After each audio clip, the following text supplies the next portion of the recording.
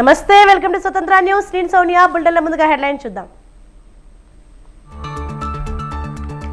అర్హులైన సంక్షేమ పథకాలు అందని వారికి మరో అవకాశం, ఖాతాలో నగదు జమ చేసిన సీఎం జగన్. యూపీఎస్సీ చైర్మన్ తో సమావేశమైన రేవంత్, ఉత్తమ్ మధ్యాహ్నం పీయూష్ గోయల్ తో భేటీ. ప్రజావాణిలో మల్లారెడ్డిపై ఫిర్యాదు, గుండ్ల పోచంపల్లిలో 23 ఎకరాలు కబ్జా చేశారంటున్న బాధితులు. ఏపీలో కొనసాగుతున్న అంగన్వాడీ మున్సిపల్ కార్మికుల సమ్మె, తమ సమస్యలు పరిష్కరించాలని డిమాండ్.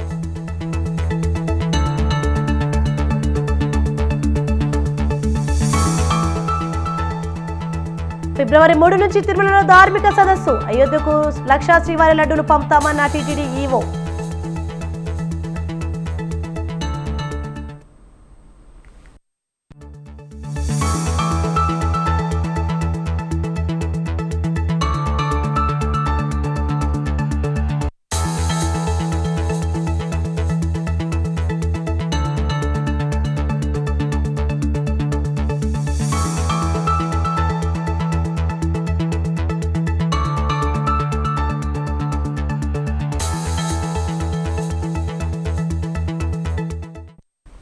రెడ్ బ్రేకింగ్ న్యూస్ చూస్తున్నాం. ప్రముఖ వ్యాపారవేత్త టీడీపీ నేత బొలినేని కృష్ణయ్యపై ఓ మహిళ సంచలన ఆరోపణలు చేసింది.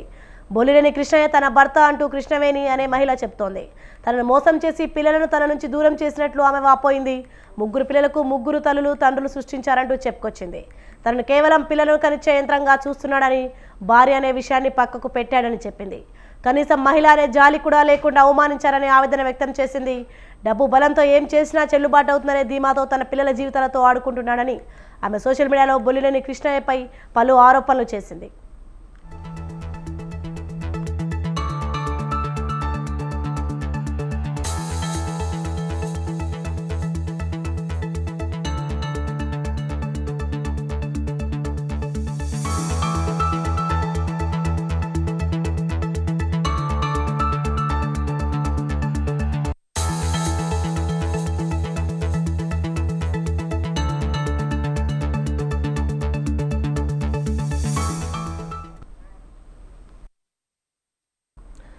బ్రేకింగ్ న్యూస్ చూస్తున్నాం. ప్రముఖ వ్యాపారవేత్త టీడీపీ నేత బొలినేని కృష్ణయ్యపై ఓ మహిళ సంచలన ఆరోపణలు చేసింది.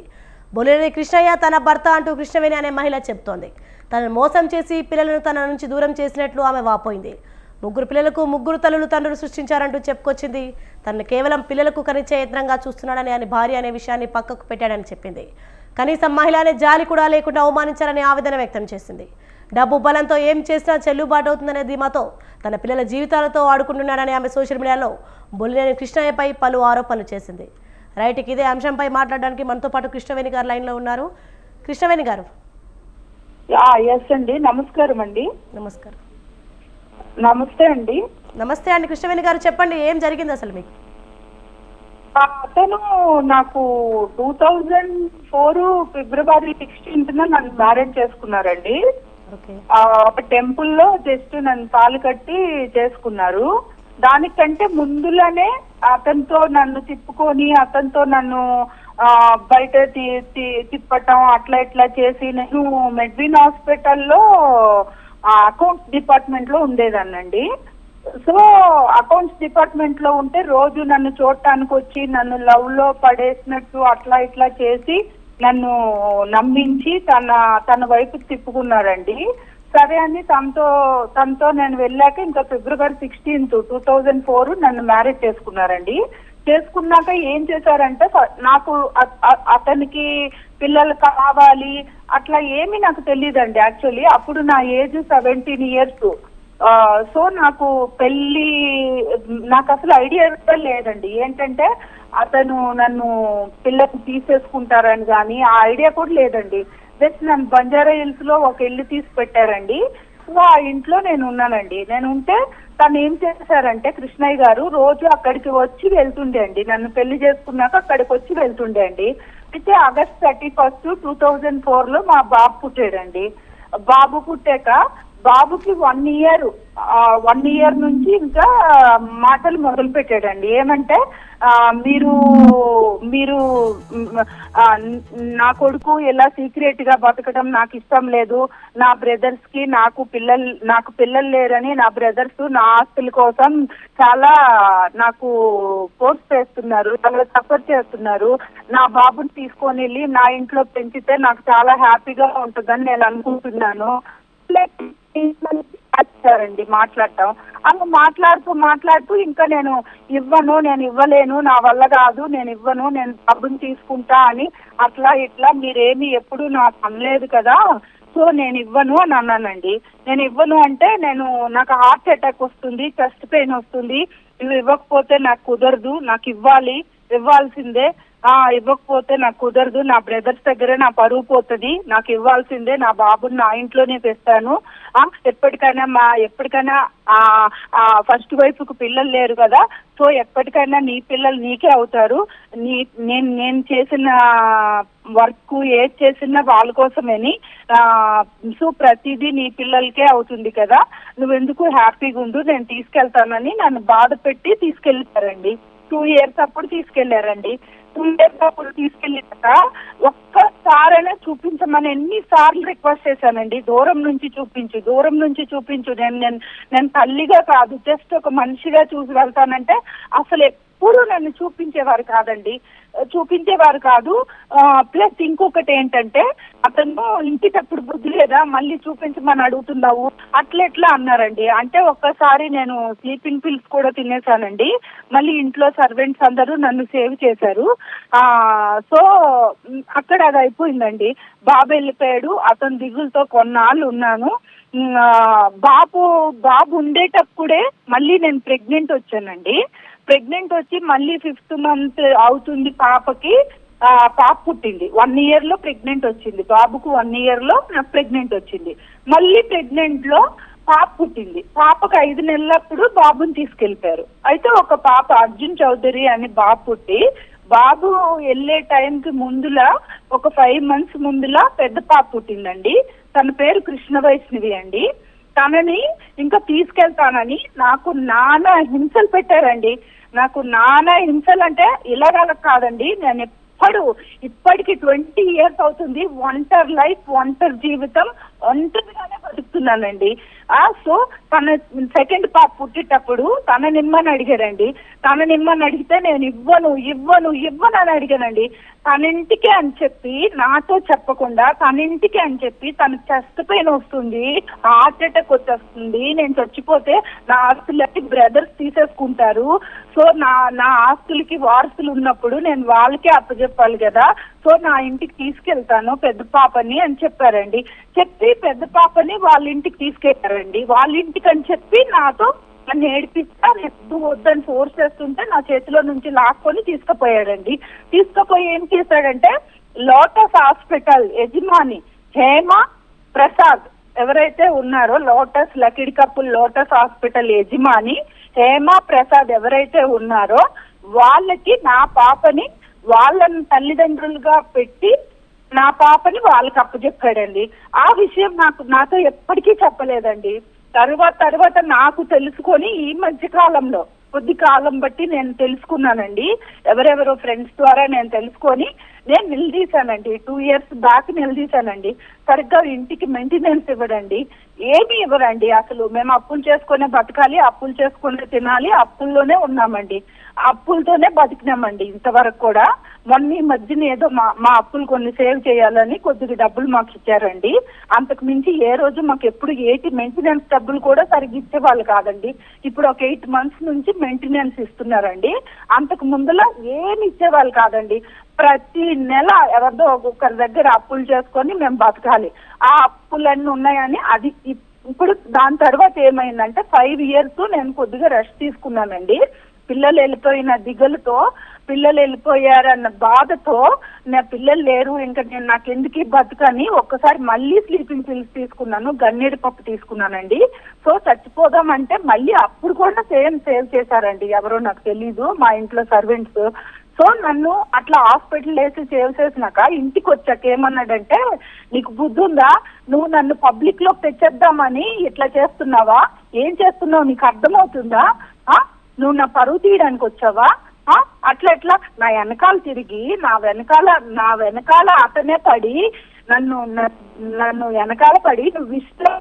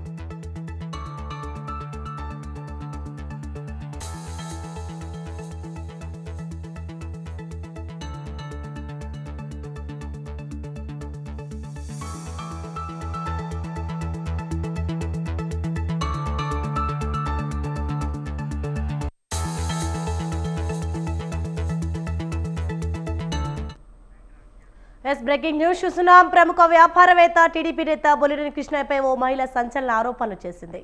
బొలినేని కృష్ణయ్య తన భర్త అంటూ కృష్ణవేణి అనే మహిళ చెబుతోంది. తనను మోసం చేసి పిల్లలను తన నుంచి దూరం చేసినట్లు ఆమె వాపోయింది. 3 పిల్లలకు 3 తల్లులు తండ్రులు సృష్టించారంటూ చెప్పుకొచ్చింది. తనను కేవలం పిల్లలను కనిచే యంత్రంగా చూస్తున్నాడని, భార్య అనే విషయాన్ని పక్కకు పెట్టాడని చెప్పింది. కనీసం మహిళ అనే జాలి కూడా లేకుండా అనుమానించారని ఆవేదన వ్యక్తం చేసింది. డబ్బు బలంతో ఏం చేసినా చెల్లుబాటు ఉందనే ధీమాతో తన పిల్లల జీవితాలతో ఆడుకుంటున్నాడని ఆమె సోషల్ మీడియాలో బొలినేని కృష్ణయ్యపై పలు ఆరోపణలు చేసింది. రైట్కి ఇదే అంశంపై మరింత సమాచారం మా ప్రతినిధి పవన్ లైవ్ ద్వారా అందిస్తారు. పవన్.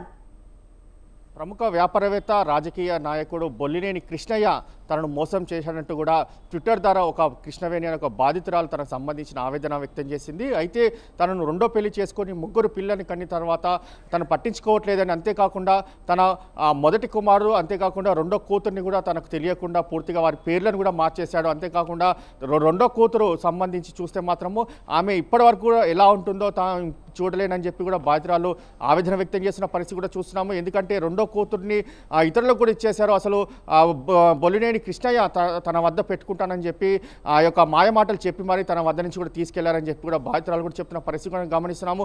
మొత్తానికి చూస్తే దీనికి సంబంధించి తనను పూర్తిగా అన్యాయానికి గురి చేశాడు, తనకు న్యాయం చేయాలని చెప్పి కూడా ఆమె సోషల్ మీడియా ద్వారా దీనికి సంబంధించి పూర్తిగా జరిగిన అన్యాయాన్ని కూడా ఆ ఫోటోతో సహా ఆధారాలతో సహా కూడా మొత్తం బహిర్గతం కూడా చేసిన పరిస్థితి కూడా గమనిస్తున్నాము. మొత్తానికి చూస్తే దీనిపైన బొలినేని కృష్ణయ్య కూడా ఇప్పటివరకు కూడా స్పందించలేని పరిస్థితి కూడా మనం గమనిస్తున్నాము. ఎందుకంటే ఇప్పటికే దీనికి సంబంధించి సమాజంలో చాలా పలుకుబడిన వ్యక్తులు కాబట్టి వీరిని ఎవరు కూడా ఏం చేయలేరనే ఒక ధీమాతో ఉంటారని చెప్పి కూడా బాధితురాలు చెప్తున్న పరిస్థితి మనం చూస్తున్నాము. మొత్తానికైతే తనకు న్యాయం చేయాలి, తన 2 పిల్లలు తన వద్ద ఉంచాలి, తన 2 పిల్లల్ని కూడా తీసుకురావాలని చెప్పి కూడా బాధితురాలు ప్రధానంగా డిమాండ్ వ్యక్తం చేస్తుంది. ఎందుకంటే కృష్ణయ్యకు చాలాసార్లు మొరపెట్టుకున్నా దీనికి సంబంధించి పట్టించుకోవట్లేదు. అంతేకాకుండా దీనికి సంబంధించి కృష్ణయ్యతో తనకు ప్రాణహాని ఉందని చెప్పి కూడా బాధితురాలు కూడా చెప్తున్న వర్షన్ కూడా మనం వింటున్నాము. ఈ యొక్క వర్షన్ ద్వారా దీనికి సంబంధించి ఇప్పటికైనా కృష్ణయ్య తనను పట్టించుకోవాలి. ఎందుకంటే 2వ భార్యను తనకు ఎవరికి కూడా తెలియకుండా పెళ్లి చేసుకున్నాడు. పెళ్లి చేసుకున్న దాని తర్వాత 3 తనతో పాటు 19 సంవత్సరాలు సంసారం చేసిన దాని తర్వాత 3 పిల్లల్ని కూడా జన్మనిచ్చాను. దాని తర్వాత పూర్తిగా దీనికి సంబంధించి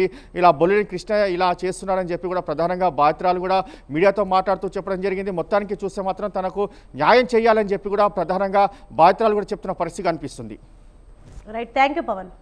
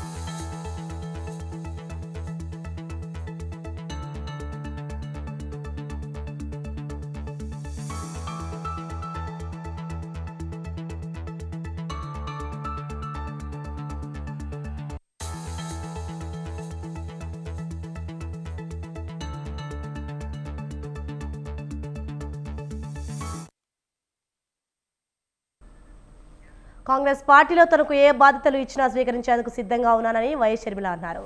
కాంగ్రెస్ జాతీయ అధ్యక్షుడు మల్లికార్జున ఖర్గే, కేసీ వేణుగోపాల్తో వైఎస్ షర్మిల భేటీ అయ్యారు. తాజా రాజకీయ పరిణామాలపై చర్చించారు. ఈ సమావేశానికి మాణిక్యం ఠాగూర్ హాజరయ్యారు. బాధ్యతలు అప్పగించే అంశంపై చర్చలు జరుగుతున్నాయని షర్మిల తెలిపారు. ఈ అంశంపై 1-2 రోజుల్లో స్పష్టత వస్తుందని షర్మిల చెప్పారు.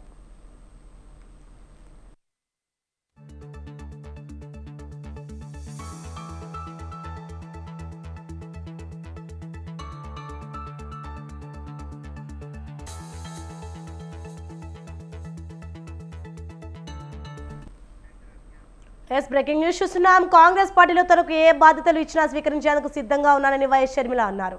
కాంగ్రెస్ జాతీయ అధ్యక్షుడు మల్లికార్జున ఖర్గే, కేసీ వేణుగోపాల్తో వైఎస్ షర్మిల భేటీ అయ్యారు. తాజా రాజకీయ పరిణామాలపై చర్చించారు. ఈ సమావేశానికి మాణిక్యం ఠాగూర్ హాజరయ్యారు. బాధ్యతలు అప్పగించే అంశంపై చర్చలు జరుగుతున్నాయని షర్మిల తెలిపారు. ఈ అంశంపై 1-2 రోజుల్లో స్పష్టత వస్తుందని షర్మిల చెప్పారు. రైట్, ఇదే అంశంపై మరింత సమాచారం మా ప్రతినిధి రాజు ఫోన్ లైన్లో అందిస్తారు. రాజు, వైఎస్ఆర్ తెలంగాణ పార్టీ కాంగ్రెస్ పార్టీలో విలీనం తర్వాత ఈ రోజు మొదటిసారిగా ఏఐసిసి అధ్యక్షుడు మల్లికార్జున ఖర్గేతో పాటు ఏఐసిసి ప్రధాన కార్యదర్శిగా ఉన్న కేసీ వేణుగోపాల్తో ఈ ఇరువురితో షర్మిల భేటీ అయింది. అయితే షర్మిల పార్టీ విలీన అనంతరం కూడా మొదటిసారి జరుగుతున్నటువంటి ఈ యొక్క భేటీకి కొంత ప్రాధాన్యత సంతరించుకుంది. ముఖ్యంగా షర్మిలకు ఎటువంటి పదవి కట్టబెడతారు ఏంటి అనేది కూడా కొంత ఆసక్తి నెలకొన్నది. ఈ నేపథ్యంలోనే ఈ రోజు ఉదయం షర్మిల ఇద్దరు అగ్రనేతలు, కాంగ్రెస్ పార్టీ అగ్రనేతలతో భేటీ కావడం కొంత రాజకీయంగా కొంత చర్చ జరుగుతూ ఉంది. దీనిలో ప్రధానంగా షర్మిలకు కట్టబెట్టేటటువంటి ఎటువంటి పదవి కట్టబెడతారు అనేటటువంటి అంశం మీద చర్చ జరిగినట్టు షర్మిల వెల్లడించింది. అయితే తనకు ఎటువంటి బాధ్యతలు అప్పగించినా తాను నెరవేర్చడానికి సిద్ధంగా ఉన్నాను అనేది కూడా ఆమె చెప్తున్నటువంటి పరిస్థితి అయితే ఉంది. ముఖ్యంగా షర్మిలకు ఏపీ పిసిసి బాధ్యతలు కట్టబెడతారు. రానున్న పార్లమెంటు, అసెంబ్లీ ఎన్నికల దృష్ట్యా పార్టీ కొంత మైలేజ్ వస్తుంది. ఆమె కొంత అంటే తెలంగాణతో పాటు 2 తెలుగు రాష్ట్రాల్లో కూడా ఆమె కొంత చరిష్మా కలిగినటువంటి నాయకురాలు. అలాగే వైఎస్ అభిమానులు, అలాగే కాంగ్రెస్ పార్టీ బలోపేతం చేసేందుకు కూడా కొంత ఏపీలో ఉపయోగపడుతుంది అనేటటువంటి భావనలో ఏఐసిసి అగ్రనేతలు ఉన్న నేపథ్యంలో ఈ రోజు భేటీ కావడం, ఆమెకు ఎటువంటి పదవి కట్టబెడతారు అనేది కూడా 1-2 రోజుల్లో స్పష్టత వస్తుందని ఆమె చెప్పింది. అయితే మాక్సిమం ఈ రోజు ఈవినింగ్ లేదా రేపు మార్నింగ్ వరకు ఆమెకు ఏ పదవి కట్టబెడతారు అనేది కూడా స్పష్టత వచ్చేటటువంటి అవకాశం అయితే కనిపిస్తా ఉంది. దీంతో పాటుగానే ముఖ్యంగా షర్మిలను ఏపీ రాజకీయాలకు పరిమితం చేయాలనేటటువంటి భావనలో ఏఐసిసి అగ్రనేత అయినటువంటి రాహుల్ గాంధీ కూడా ఇప్పటికే ఆమెకు కీలకమైనటువంటి పదవి బాధ్యతలు ఇవ్వాలి అనేటటువంటి భావనలో ఉన్నారు. దానిలో భాగంగానే మొన్న జరిగినటువంటి షర్మిల పార్టీలో విలీనం కాకముందుకే ఏపీ ముఖ్య నేతలతో జరిగినటువంటి సమావేశంలో కూడా రాహుల్ గాంధీ ఖరాఖండిగా చెప్పడం అనేది జరిగింది. అంతేకాకుండా ఈ ఇతర నేతలు అంటే ఏఐసిసి ఇన్ఛార్జ్ గా ఉన్న మాణిక్యం ఠాగూర్ కూడా ఈ యొక్క భేటీలో పాల్గొనడం జరిగింది. ఆయనతో పాటు మల్లికార్జున ఖర్గే, అటు కేసీ వేణుగోపాల్ కూడా వచ్చడం జరిగింది. అయితే వీరు కూడా ఆమెకు ఎటువంటి పదవి కట్టబెడితే బాగుంటుంది, పార్టీకి ఏ విధంగా ఉపయోగపడుతుంది, ఆమె సేవలు ఏ విధంగా ఉపయోగించుకోవాలి రానున్న ఎన్నికల్లో అనేటటువంటి చర్చలు అయితే కొనసాగుతా ఉన్నాయి. ఈ 2 రోజుల్లో ఆమెకు షర్మిలకు కట్టబెట్టేటటువంటి పదవి పైన క్లారిటీ వచ్చేటటువంటి అవకాశం అయితే ఉంది. Soni, right, thanks for the information Raju.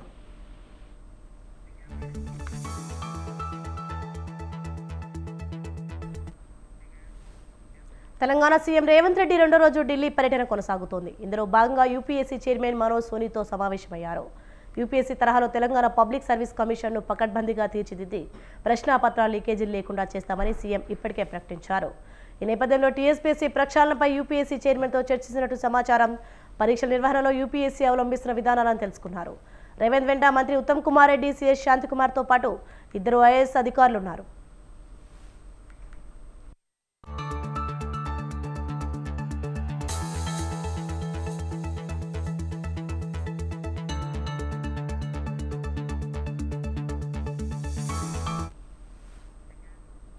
Vijayawada MP సీట్పై clarity ఇచ్చింది టీడీపీ అధిష్టానం. ఇకపై పార్టీ వ్యవహారాల్లో తనను జోక్యం చేసుకోవద్దని పార్టీ అధినేత చంద్రబాబు ఆదేశించారని కేశినేని నాని తెలిపారు. వచ్చే ఎన్నికల్లో విజయవాడ లోక్సభ అభ్యర్థిగా వేరే వారికి అవకాశం ఇచ్చినట్లు తనకు చెప్పారన్నారు కేశినేని నాని. చంద్రబాబు ఆదేశాలతో ఆలపాటి రాజా, కొనకల నారాయణ, నెట్టెం రఘురాం తనను కలిసి ఈ విషయం తెలిపారని అన్నారు. తిరువూరు సభ విషయంలో తనను కలగజేసుకోవద్దని చెప్పారన్నారు. తిరువూరు సభకు వేరే వారిని ఇన్ఛార్జ్గా నియమించినట్లు పార్టీ చెప్పిందని అన్నారు ఆయన. అధినేత ఆజ్ఞలను తూచా తప్పకుండా శిరస వహిస్తానంటూ ఫేస్బుక్లో ఈ మేరకు కేశినేని నాని పోస్ట్ చేశారు.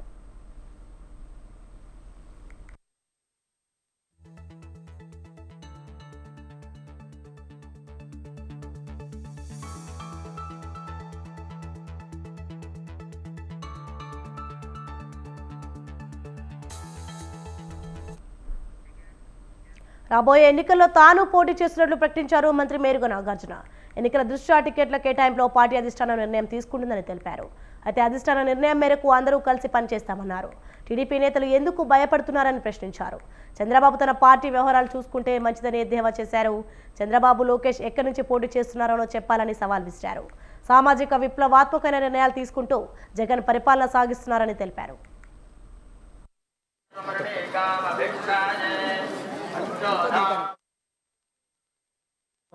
పరిస్థితులను బట్టి పార్టీ నిర్ణయం తీసుకుంటుంది. ఎవ్వరికి అసంతృప్తి లేదు. ఈ రాష్ట్రంలో జగన్మోహన్ రెడ్డి గారు ఒక కొత్త ఆలోచనలతో భావితరాల భవిష్యత్తు కోసం బ్రహ్మాండం వంటి పరిపాలన చేస్తూ ఉన్నాడు. పార్టీ పరంగా అందరమీ వారి యొక్క అడుగుజాడల్లో వాళ్ళ ఆదేశం మేరకు, ఆయన ఆదేశం మేరకు పనిచేస్తాం. ఆ పార్టీ ఉజ్వలమైన భవిష్యత్తు ఉంది. దాని గురించి ఆలోచించాల్సిన పని లేదు. ఎందుకు భయపడుతున్నాడో చంద్రబాబు లేకపోతే వాళ్ళ టీము నాకు అర్థం కావట్లేదు. టికెట్లు అక్కడ మారుస్తున్నారు, ఇక్కడ మారుస్తున్నారు, వాళ్ళకి లేదు. నీకేం పనయ్యా? నీ ఉద్యోగం నువ్వు చేసుకో, నీ పార్టీ వ్యవహారాలు నువ్వు తెలుసుకో. మా కోసం ఎందుకు? నువ్వు మార్చలేదా? ఫిబ్రవరి 3 నుండి 5వ తేదీ వరకు తిరుమలలో ధార్మిక సదస్సు నిర్వహిస్తున్నట్లు తెలిపారు టీటీడీ ఈవో ధర్మారెడ్డి. దేశంలోని ప్రముఖ పీఠాధిపతులు, మఠాధిపతులు, ధార్మిక సంస్థలతో ఈ సదస్సు జరుగుతోందన్నారు. డయల్ యువర్ ఈవో కార్యక్రమంలో మాట్లాడుతూ జనవరి 22న శ్రీరామ మందిర ప్రారంభోత్సవ సందర్భంగా అయోధ్యకు 1,00,000 లడ్డూలను పంపిణీ చేస్తున్నట్టు చెప్పారు. స్వామివారి ప్రసాదంగా వీటిని భక్తులకు అందించనున్నట్లు చెప్పారు.